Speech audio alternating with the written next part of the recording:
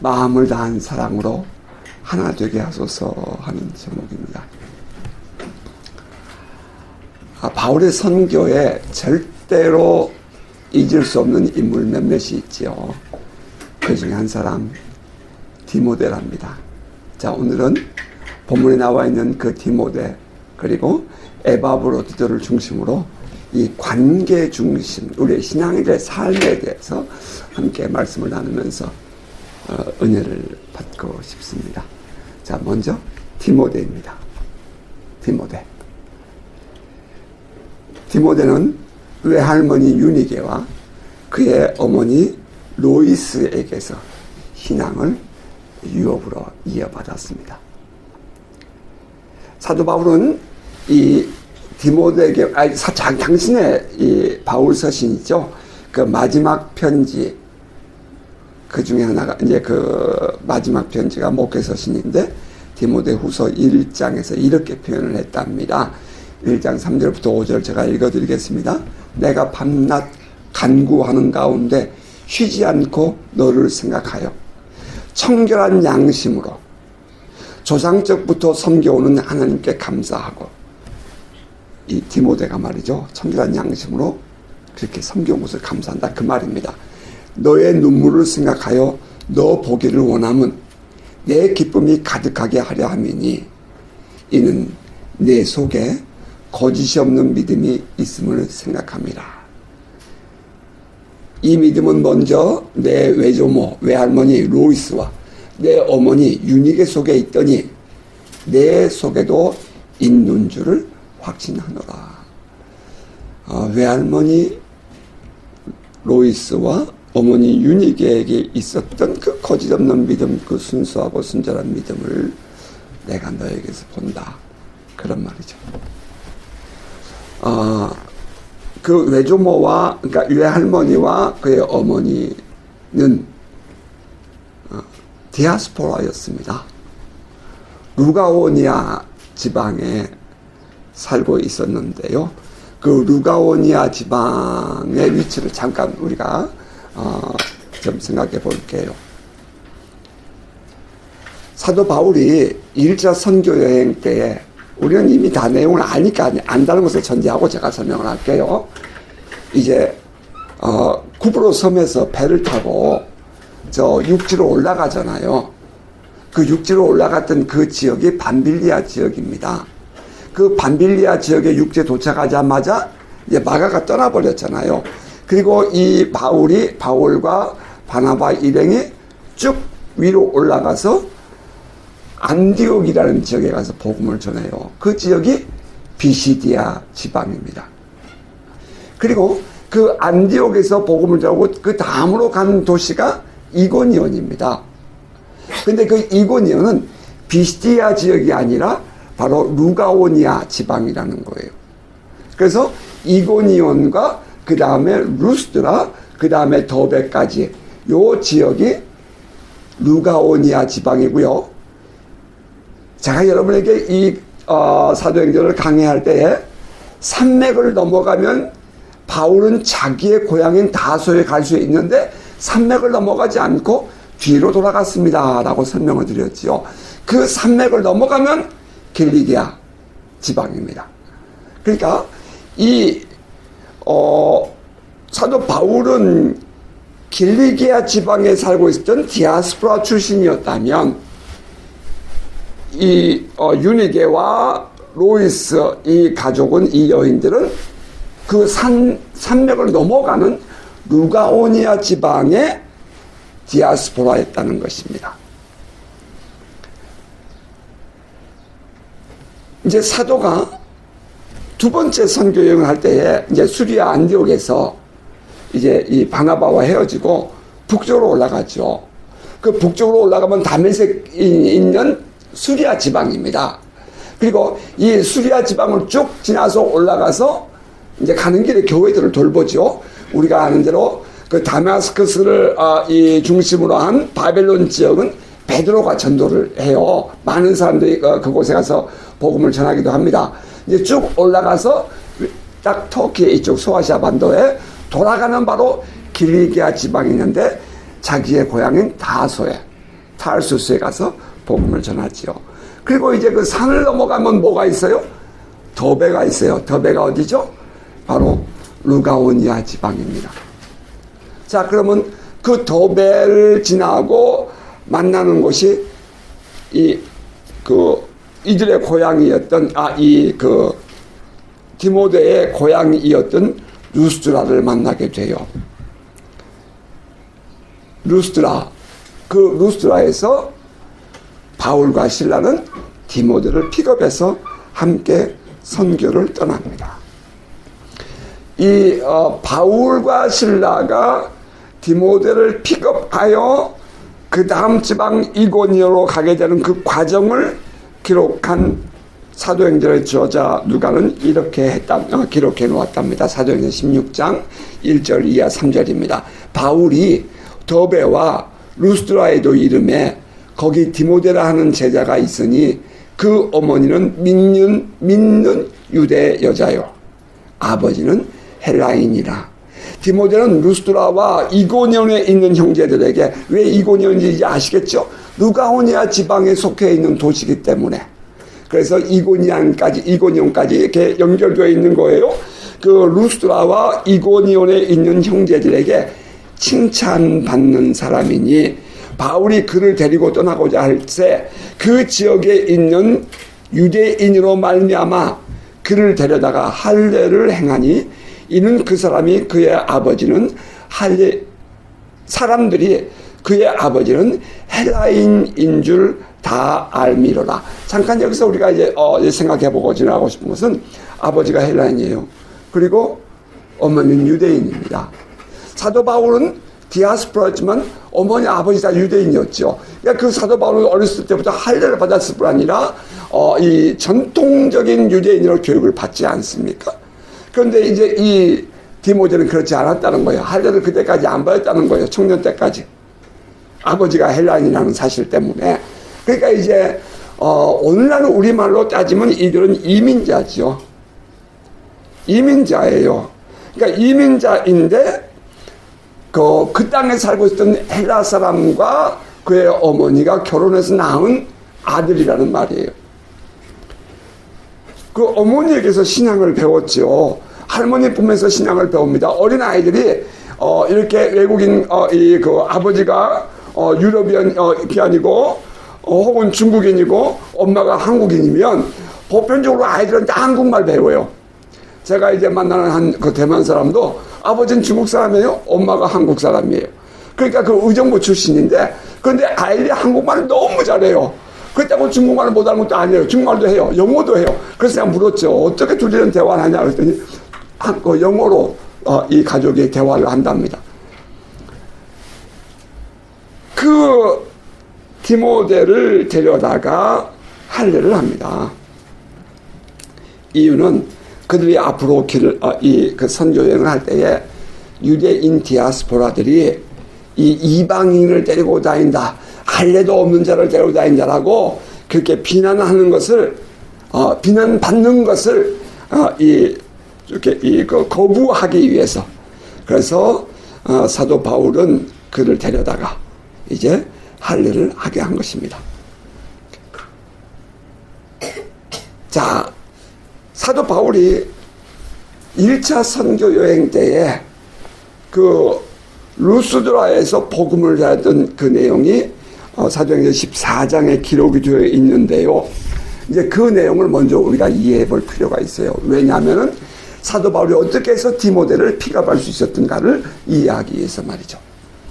1차 선교 여행을 할 때 이 구브로 섬을 통해서 밤빌리아 올라와서 비시디아 안디옥에 왔다가 이고니온, 루스드라, 더베 이렇게 되어 있다고 했는데, 이 이고니온에 갔을 때, 이 루가오니아 지방에요, 갔을 때에 사도 바울이 그곳을 한동안 멈춰 있으면서 복음을 전했는데, 성경은 이렇게 기록해요.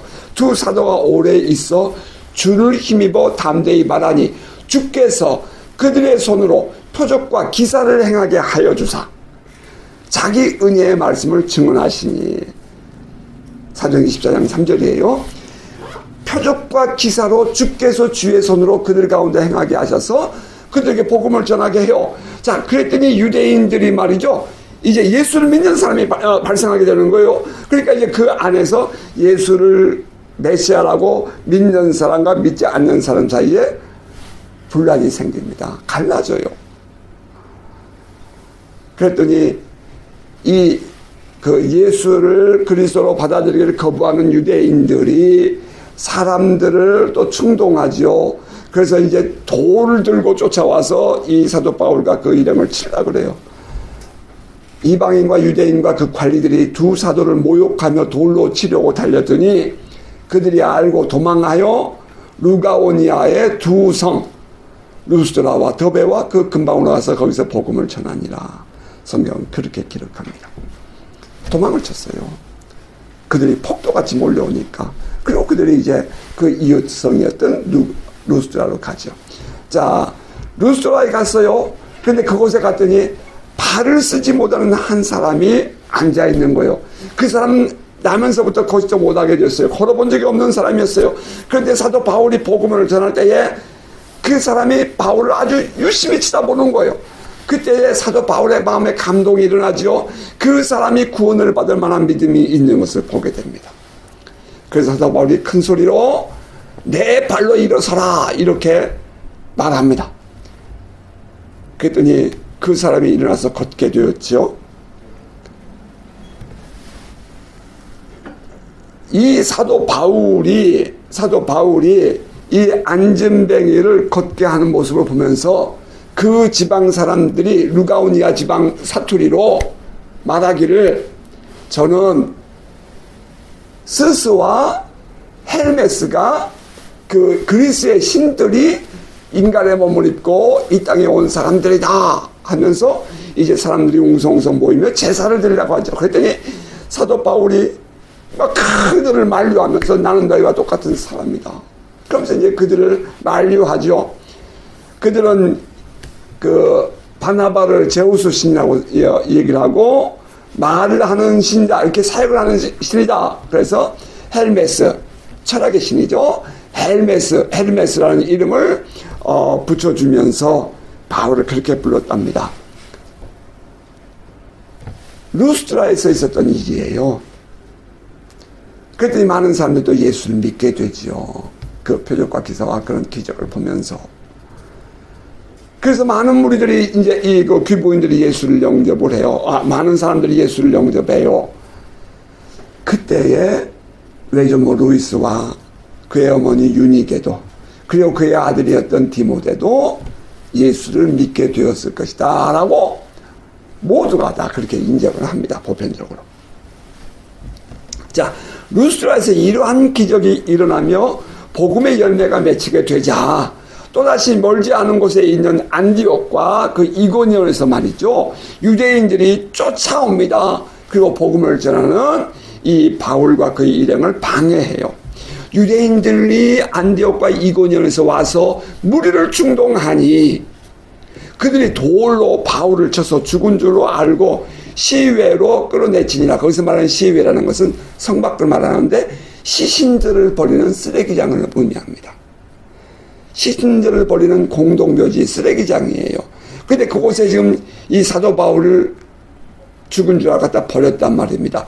자, 제자들이 돌아섰을 때에 바울이 일어나 사람들이 떠났는데 바울이 살아난 거예요. 기절해서 깨어난 거죠. 그 성에 들어갔다가 이튿날 바나바와 함께 더베로 가서 그랬습니다. 사도는 그곳 더베에서 복음을 또 전하지요.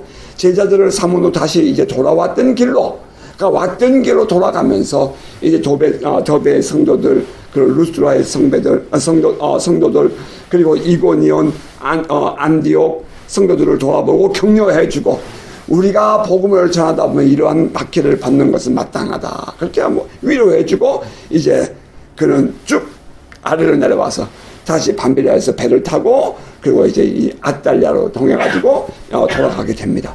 자, 돌에 맞아 죽은 줄 알고 시체를 버리는 쓰레기장에 바울을 내다 버렸습니다. 그런데 그가 다시 살아났어요. 그리고 그가 다시 루스드라 시내로 돌아갑니다. 조금 전까지 분노하고 막 돌을 던지고 사람을 죽였던 그 유대인들이 있는 곳입니다. 참 정떨 일만도 하죠. 그런데 사도는 다시 그곳에 또 돌아가요. 그리고 성경학자들은 이때에 사도가 제자들과 함께 그 밤을 머물렀던 곳이 바로 이 유니게와 로이스의 집이었을 것이다 라고 이해한다는 거예요. 자, 이것이 AD 48년경 있었던 일입니다. 자, 그리고 사도 바울이 돌아갔다 다시 돌아오는 2차 선교여행은 51년, 52년 그 지경이지요. 그러니까 루스드라에서 복음을 전했을 때 이후에 약 3년이 지난 이후에 바울과 그의 일행이 다시 루스드라로 돌아온 거예요. 그리고 그 사역을 위해서, 그때는 뭐 할례 얘기도 없었는데 그 사역을 위해서 할례를 받게 합니다. 자, 이제 종종 신학자들 속에서 이거 가지고 얘기하는 사람도 있어요. 야, 사도가 할례를 거부하면서도 어떻게 이 디모데에게 할례를 하게 했느냐? 야, 이거 뭐 문제가 있지 않냐? 뭐 그런 얘기도 하는데 그것은 그렇게 중요한 것이 아니란 말이에요. 앞으로 사도 바울과 함께 유대인의 회당에 들어가서 복음을 전하고 또 계속 만나게 될 유대인들과의 관계를 생각하며 그 마찰을 고려해서 사도는 할례를 행하겠다는 것입니다. 할례를 하나 안 하나 그것은 구원의 문제가 아니었기 때문입니다. 그런데 우리는 종종 할례를 하는 것이 구원이 있냐 없냐 뭐 이런 그 바리새인들 유대인들이 가지고 있는 그런 문제처럼 오늘날도 우리는 많은 이 원초적인 근본적인 문제, 본질의 문제가 아닌 것 가지고 너무나도 많은 쓸데없는 시간들을 보내는 것들이 얼마나 많은지 모르죠. 사도는 예수를 믿는 데 대해서 할례를 전혀 주장하지 않았어요. 디모데가 할례를 받고 안 받고는 그의 고려사항이 아니었단 말입니다. 하지만 사도는 앞으로의 사역을 위해서 어머니가 유대인 디아스포라라는 점을 고려하고 할례를 받게 합니다. 요즘에 이제 이 말씀을 묵상하면서 이제 여러 가지 생각이 나요.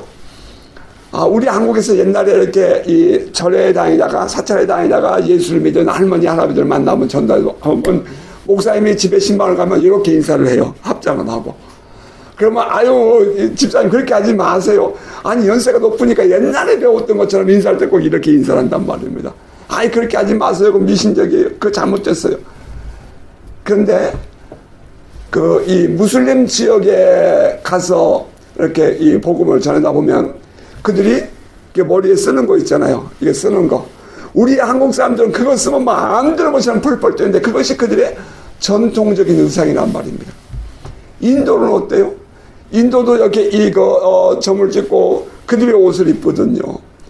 그 전에부터 내려오는 전통적인 한복이란, 우리 한국 사람 생각하면 한복이란 말입니다. 그런데 우리는 그들에게 뭐라고 그래요? 또 태국에 가면요, 태국의 그 교회에서 만나는 젊은이들 다 이렇게 목사님한테 인사를 해요. 만나면 이렇게 인사하면 되는데 꼭 이렇게 인사한단 말이죠. 전통적인 거죠, 그들의. 그것이 뭐 그렇게 중요한 것 아니란 말이에요. 근데 우리는 그렇게 하면 뭐 안 되는 것처럼 펄펄 뛰고 우리는 어렸을 때부터 그렇게 신앙생활을 했단 말이죠. 좀 많은 것을 이 선교적 관점에서 생각하게 하는 내용입니다. 자, 아버지가 비록 헬라인이었지만 어머니를 따라서 유대인으로 교육을 받고 할례까지 받았다는 사실은 다른 지방의 유대인들이 디모데를 거부할 아무런 이유를 얻지 못하게 하려는 그런 의도였다는 거예요. 자, 이후에 사도는 디모데를 데리고 2차 선교여행을 계속합니다. 자, 사도 바울이 가는 곳마다 쭉 디모데가 같이 가요. 우리가 잘 아는 대로 드로아에서 배를 타고 이제 첫성 네아폴리를 지나서 첫성 빌립보에 들어가게 되죠. 자, 빌립보에서 루디아 자매를 만나고 복음을 전합니다. 그 시내가에서 만나는 사람들에게 복음을 전하기 위하여 시내가에서 기도하는 사람을 만난다는 얘기는 바벨론 강가에서 기도하던 유대인들의 풍습이었다는 것이었죠. 그들의 회당이 없으면 이 유대인들은 시내가에서 그렇게 하나님께 기도하고 찬송하고 묵상하는 그런 이 시간을 가졌습니다. 따라서 그 시내가에 이 사도 바울이 가게 되는데 뭐 그렇게 멀지 않았어요. 가봤어요. 그런데 빌립보 그 길거리에 귀신들에서 점을 치는 여자 아이가 있었단 말이죠.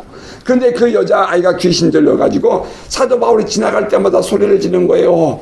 저는 하나님의 종으로 구원의 길을 너에게 전하러 온 사람이다. 그건 사실이죠. 그런데 이제 그렇게 막 할 때마다 지나갈 때마다 소리를 지르니까 바울이 마음이 속상했어요. 좀 조용히 하고 잠잠하지. 근데 귀신이 들려서 그냥 그짓거리 했단 말이죠. 그랬더니 사도 바울이 귀신을 향해서 축사합니다. 예수 그리스도 이름으로 내가 너에게 명하노니 그에게서 나와라. 그랬더니 귀신이 나가버렸죠. 그랬더니 그 여자아이를 통해서 돈을 벌었던 그 사람들이 이제 또 사람들을 충동합니다. 장터로 끌고 가요. 관원들에게 갑니다. 그 장터라는 것은 광장을 의미하는데 그것은 늘 이렇게 우리 어렸을 때 보면 경찰서가 그런 장터 근처에 있잖아요. 그런 것처럼 그런 관가가 있었어요. 이제 그곳에 끌고 갑니다. 그랬더니 이 관원들이 막 심히 때려가지고 그래서 막 피투성이가 된 이 바울과 실라를 감옥에 집어넣습니다. 땅속에 있어요.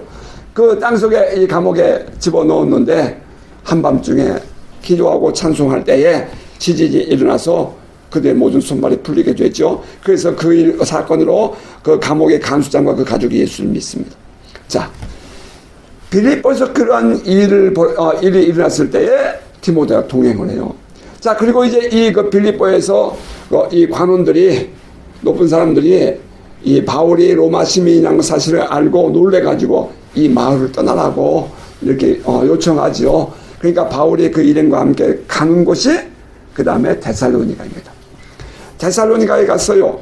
그 데살로니가에 가서 복음을 냈더니 경건한 이 헬라인들과 많은 귀부인들이 예수를 영접합니다. 참 크더라고요. 자, 그런데 이것을 시기한 유대인들이 또 사람들을 충동하는 거예요.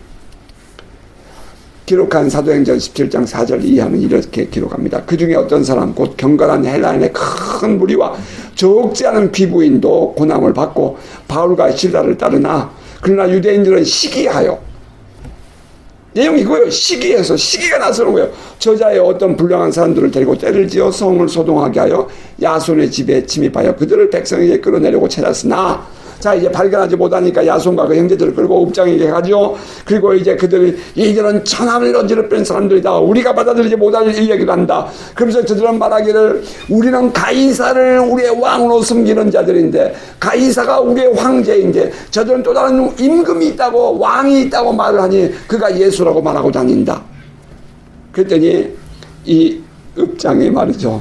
뇌물을 받고 야손과 그 가족을 풀어줍니다. 그렇게 하고 놓아줘요. 자, 이제 그렇게 해서 바울과 실라는 다시 그 다음 좀 머지않은 곳에 있어요. 베레아로 이동을 하죠. 자, 베레아 가서 복음을 전했어요. 베레아 사람들은 매우 너그럽고 또 이 하나님 말씀을 듣기를 아주 사모했어요. 그래서 이제 그들 가운데 많은 사람들이 예수를 영접하게 되는데요. 베레아에서 이렇게 사람들이 열심히 성경 공부를 하고 열심히 예수를 믿는다는 소식을 듣고 빌립보와 데살로니가 있었던 빌립보보다도 데살로니가에 유대인들이 있었죠. 그 데살로니가에 있었던 이 유대인들이 베레아를 쫓아와가지고 또 사람들을 충동합니다. 그러니까 사람들이 이 바울과 실라를 특별히 바울을 빼돌리죠.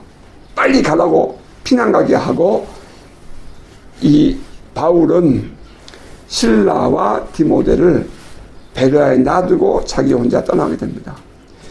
바울과 실라를 베레아에 놔두게 된 동기가 성경에 기록되어 있는데 그것은 저 빌립보에 있는 교우들과 데살로니가에 있는 교우들을 돌아보게 하기 위해서 자기가 가보지 못하니까 저 폭도들에 의해서 성도들이 기가 죽을까봐 그들을 돌아보게 해서 바울 대신 남겨놓은 사람이 바로 디모데였습니다. 배를 타고 아덴을 내려가고 고린도에 갈 때까지 이제 그 디모데와 실라가 오고 가고 하면서 편지를 가져간 것이 데살로니가 전서와 데살로니가 후서지요. 그게 2차 선교여행 때 기록된 편지거든요. 그렇게 해서 이제 이 데살로니가에 이 전령이 되어서 오고 가면서 편지를 갖다 주고 또 그들을 위로해 주고 또 격려해주고 돌봐줬던 일을 하는 사람이 디모데인데요. 바로 그 디모데예요. 바로 그 디모데. 그러니까 이 사도 바울과 함께 선교 여행을 다니면서 어려움 중에도 고난을 당하면서도 바울을 대신하여 성도들을 돌아보았던 인물이라는 것입니다. 그러니까 얼만큼 사도가 이 디모데를 신뢰했는지 우리는 알 수가 있습니다. 자, 그리고 지금 이제 그 세월이 지나서 약 10년이 지난 거지요. 63년. 로마 감옥에 지금 바울이 갇혀 있습니다. 그런데 그 모든 과정을 동행했던 이 디모데가 로마 감옥에까지 같이 와 있다는 것입니다. 늘 사도 바울과 함께하며 고난의 길을 걸어온 거예요. 참 대단한 일이죠. 사도 주변에는 많은 사람들이 있었습니다. 수많은 사람들이 오고 가고 했어요. 그들 중엔 열심히 복음을 전하는 사람도 있었고요. 사도 바울과 동행하며 고난의 자리를 함께 했던 사람들도 있었습니다.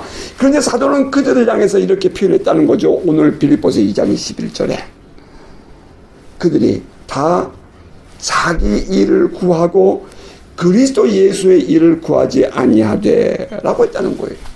그들은 다 자기의 유익을 구하고 자기의 이름을 위해서 했을 뿐이야 라고 말한 거예요. 언제나 그렇듯 자기들의 사역이 들어가면 하나 되지 못하죠. 그래서 복음을 위한 삶을 살 수 없게 되는 것입니다. 자, 그에 반하여 디모데는 그 모든 고난과 박해를 당하면서도 사도 바울과 함께 했고요. 오히려 아버지처럼 사도를 대하면서 복음을 전하는 수고를 함께 했습니다. 그게 22절이에요. 오늘 본문 디모데의 연단을 너희가 안 하니 자식이 아버지에게 함같이 나와 함께 복음을 위하여 수고하였느니라. 사람들에게 조롱을 받기도 하고요. 박해를 받는 아버지였지요. 근데 우리가 생각해 보면은 자기 아버지가 이 사람들에게 조롱을 받고 박해를 받는다면 어느 자식이 그 아버지를 좋아하겠어요? 어느 자식인들 그 아버지와 함께 하겠느냐고요. 그런데 디모데는 사람들이 자기의 유익을 위해 다 떠나도 사도 바울을 아버지처럼 여기고 복음 전도의 수고에 함께 했다는 것입니다.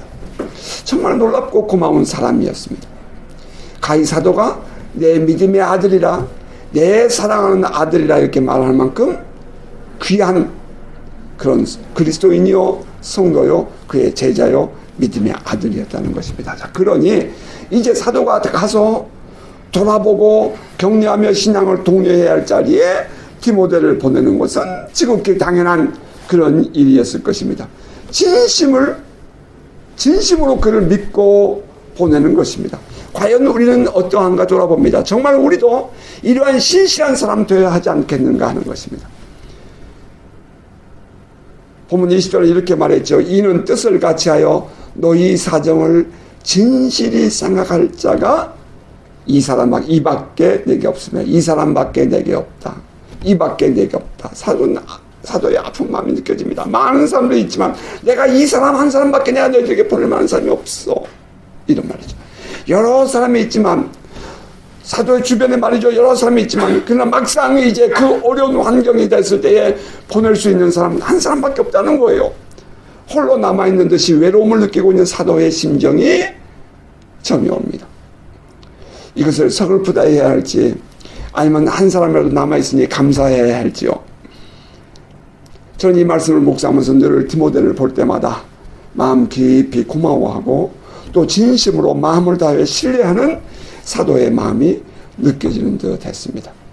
자, 이렇게 빌립보 교회에 디모데를 보내는 사도 바울, 후에는 에베소 교회에 디모데를 보내서 목회를 하게 하고요. 이제 그의 말년에는 디모데가 보고 싶어요. 이제 67년경이죠. 디모데가 에베소에서 목회를 하고 있었거든요. 디모데가 보고 싶어요. 그러니까 디모데에게 편지를 보내면서 맨 마지막에요. 디모데후서 4장 너는 겨울이 오기 전에 어서 오라. 내가 너 보고 싶어. 이렇게 말한다는 거예요.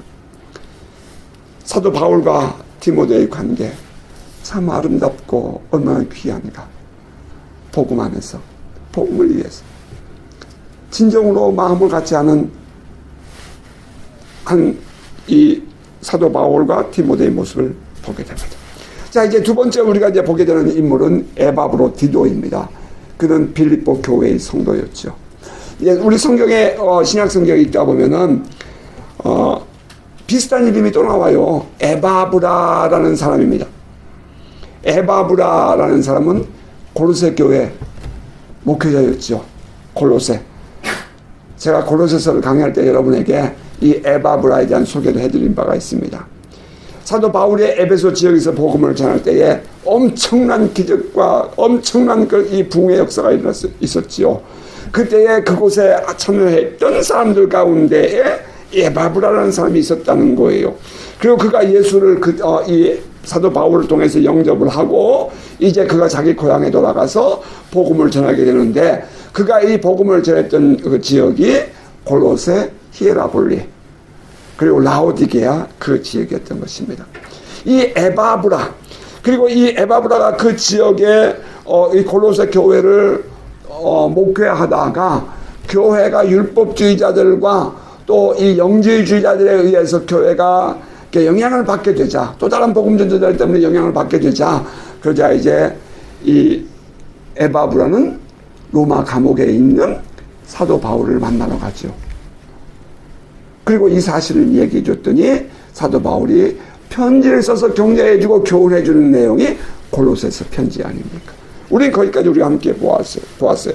그때 사도는 에바브라를 뭐라고 표현했냐면은 우리와 함께 종된 사랑하는 에바브라라고 표현한 바가 있었습니다.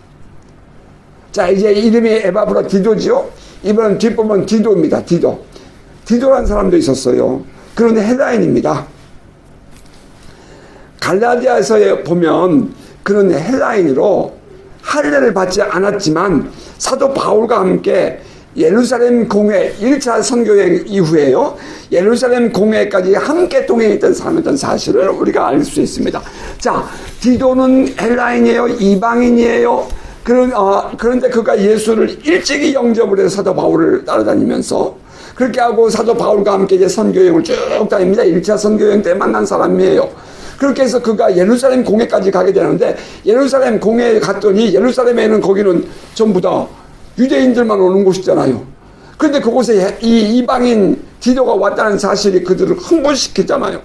그런데 이제 그래서 그러면 1차 선교 여행에 다니면서 헬라인들이 예수를 믿었다는 사실이 문제가 되었고, 또 그리고 할례를 하거나 혹은 이 할례를 받거나 혹은 율법을 지켜야 한다고 말하지 않는 바울 때문에 문제가 되었는데, 그것을 보증해 주는 한 인물이 있었으니 그게 바로 디도였다는 것이죠. 자, 디도가 1차 선교 여행을 다니고 바울과 함께 다니고, 또 이제 그게 고린도후서 7장에 나와요. 그리고 쭉 다니면서 이제 디도는 바울과 함께 2차 선교여행을 하면서 고린도 중심의 전도할 때에 디도가 남게 됩니다. 자, 이제 이 디도는 그 고린도에서 머지 않은 곳에 크레테 섬이 있습니다. 크레테 섬에서 이 디도는 목회해요. 그 사도 바울이 목회 소식을 볼 때 65년경인데요. 2차 투옥되기 전에 디도에게 편지를 보내는 것이 목회서신 두 번째 편지예요. 디도서랍니다.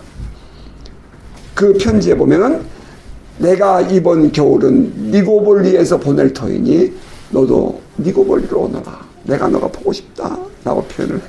그 내용이 디도서에 나와 있습니다. 자, 그리고 이제 다른 인물 한 사람이 우리가 지금 보고 있는 에바브로디도입니다. 자, 에바브로디도 셋이 다 다른 인물이라는 거예요.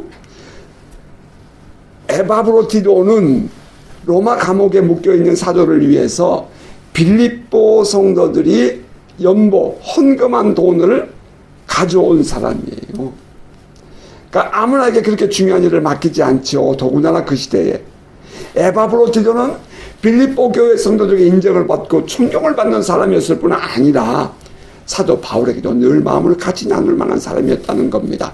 자, 오늘 본문 빌립보서 2장 25절 이하를 제가 읽어드리겠습니다. 그러나 에바브로디도를 너에게 보내는 것이 필요한 줄로 생각하노니 그는 나의 형제요 함께 수고하고 함께 군사된 자요 너희 사자라는 것은 엠베스더 보냄을 받은 자를 말합니다. 내가 쓸 것을 돕는 자라. 그가 너희 무리를 간절히 사모하고 자기가 병든 것을 너희가 들은 줄을 알고 심히 근심한지라. 그가 병들어 죽게 되었으나 하나님이 그를 긍휼히 여기셨고 그뿐 아니라 또 나를 긍휼히 여기사 내 근심 위에 근심을 면하게 하셨느니라. 그러므로 내가 더욱 급히 그를 보낸 것은 너희로 그를 다시 보고 기뻐하게 하며 내 근심도 돌려 함이니라. 이러므로 너희가 주 안에서 모든 기쁨으로 그를 영접하고 또 이와 같은 자들을 존귀히 여기라. 그가 그리스도를 위하여 죽기에 이르러도 자기 목숨을 돌보지 아니한 것은 나를 섬기는 너희의 일에 부족함을 채우려 함이니라. 에바브로디도 그런 참으로 존귀히 여김을 받을 만한 사람이었습니다. 사도를 그에 대해서 나의 형제요 함께 수고하고 함께 군사된 자요 너희가 보내온 너희의 사자로 내가 쓸 것을 돕는 사람이다 라고 표현했습니다. 그럼 빌립보에서 헌금을 전달하기 오는 도중에 거리가 멀어요. 옆 동네가 아니에요. 빌립보에서 로마까지는 큰 대로가 있어요. 그 로마의 그 군인들이 은퇴를 한 이후에 그들이 모여서 살기 위하여 만든 도시예요. 이쪽에 그리스의 맨 오른쪽에 있어요. 로마는 그리스를 건너가서 이탈리아 반도에 있는 거거든요. 꽤 먼 거리예요. 이제 헌금을 가지고 갔으니 얼마나 많은 시간 동안 달려갔겠냔 말이에요. 그런데 그가 거의 죽을 병에 걸려요. 헌금을 가지고 가다가. 하지만 그 고통을 참고 로마의 감옥까지 온 거예요. 참 쉽지 않죠. 사도의 입장에서 너무나 감격스럽고 고마운 사람이었을 것입니다. 그는 죽기까지 이르러도 자기 목숨을 돌보지 아니한 사람이라고 사도는 말했어요. 그것도 자기를 섬기는 일을 위해서 한 빌립보 교인들의 부족함을 채우려 한 것이라고 사도는 말했단 말입니다. 저는 이 말씀을 묵상하면서 복음 전도자 사도 바울을 깊이 사랑하고 또 그의 사역에 동참할 뿐 아니라 구체적으로 사도 바울을 섬기고 있는 빌립보 교인들과 에바브로디도를 볼 수 있었습니다. 그것도 죽기까지 이르러도 자기 목숨을 돌보지 않는 에바브로디도였다는 것입니다. 저는 이때 사도 바울이 죽기를 각오하고 달려온 에바브로를 보면서 어떤 마음이었을까 생각해 보게 됩니다. 구약성경 사무엘하서 23장에 보면 이런 내용이 있답니다. 전쟁이 한참 있었어요. 다윗 왕은 지금 엔게디에 있었고요. 그리고 리비딤 광야에는 블레셋의 한 진이 있었고요. 병사들이 기다리고 있었고요. 그리고 이 베들레헴에는 블레셋의 큰 이렇게 요새가 있었다는 말입니다. 베들레헴은 이 다윗의 고향이잖아요. 그런데 이 어찌된 연고인지 이 다윗이 그 용사들이 군장들이죠. 장군들이죠. 자기에게 왔을 때에 이런 말을 해요. 내가 저 예루살렘 이 베들레헴 성문 곁에 있는 우물물이 먹고 싶다. 글쎄요. 이 노인도 아니었죠. 이분이 왜 이렇게 했는지 모르겠어요. 하여간 그러나 저 베들레헴 성문 곁에 있는 우물물이 먹고 싶다는 말을 듣고 30명의 그 장군 가운데 3명의 장군이 달려나갑니다. 그리고 그 블레셋의 진영을 통과해요. 그리고 그것을 뚫어서 가서 우물물을 파가지고 오지요. 그리고 다윗 왕 앞에 갖다 바칩니다. 다윗이 그 물을 받는 순간 활짝 깨어나죠. 내가 큰 실수를 했구나. 이 물은 내가 마실 물이 아니다. 내가 하나님께 드려야 한다. 그러면서 다윗이 그 물을 하나님 전에 붓고 자기가 잘못했다는 이 회개를 하면서 뉘우침을 가지고 임무는 내가 받을 것이 아니라 하나님이 받으셔야 할 물이다. 그러면서 하나님께 드리는 모습이 사무엘하서 23장 13절 이하 17절에 기록이 되어 있습니다. 자, 어떤 사람들은 그 본문을 보면서 이렇게 설명을 이해하는 사람도 있더라고요. 다윗이 타락했기 때문에 욕심을 부려서 그랬다. 저는 그 말씀을 몇 번을 수없이 읽어도 저는 그 마음보다는 그 3명의 용사들의 마음이 전 더 와닿았습니다. 생명을 아끼지 않고 주를 위해서 헌신하는, 주인을 위해서 헌신하는 사람들 말이죠. 생명을 아끼지 않고 살아계신 하나님의 그 복음을 위해서 헌신하는 사람들 말입니다. 저는 오히려 그것이 제 마음에 다가왔어요. 그래서 이 헌신하고 있는 그 세 용사가 고맙더라고요. 오늘 예수 그리스도의 사랑을 알고 믿음의 삶을 살아가는 우리들이 돌아봐야 할 신앙 안에서의 삶은 어떨까 생각해 봅니다. 사도는 빌립보 교회 성도들에게 이렇게 말을 합니다. 29절에요. 이러므로 너희가 주 안에서 모든 기쁨으로 그를 영접하고 또 이와 같은 자들을 존귀히 여기라. 자, 말씀을 맺겠습니다. 사도 바울에게 있어서의 디모데와 에바브로디도 자신의 모든 삶을 주님께 바치고 살아가는 사도에게, 그죠? 그런 27살에 이 보라신 예수를 만난 이후에 그의 일생을 주님께 바치죠. 뭐 결혼도 안 하죠. 오직 주의 일에만 몰입해서 살지요. 그렇게 전 삶을 주님께 바치고 살아가는 사도에게 이 디모데와 에바브로디도 참으로 귀한 가족이고 동역자였습니다. 생명을 내놓고 수고를 함께하는 신실한 믿음의 동역자들이었다는 거예요. 아울러서 사도 바울과 빌립보 성도들 사이에 보이는 신앙 안에서의 그 존경심과 애정, 사랑은 그 무엇으로 바꿀 수 없는 감동을 우리에게 선사해 줍니다. 십자가, 그러면 위에서 아래로는 믿음의 관계죠. 주님과 우리와의 관계, 믿음의 관계죠. 또 수평적 좌우의 이 나무까지, 이 나무, 그것은 사랑으로 이루어진 이웃과의 관계라는 것입니다. 건강한 신앙생활, 그것은 믿음과 사랑으로 하나 된 관계를 통해서 이루어져 가는 것이랍니다. 오늘날을 우리는 말하기를 해체시대라고 말합니다. 해체시대. 우리는 수십 년 전에는 포스트 모더니즘 시대라 이렇게 말했어요. 탈권위를 주장하는 시대였단 말입니다.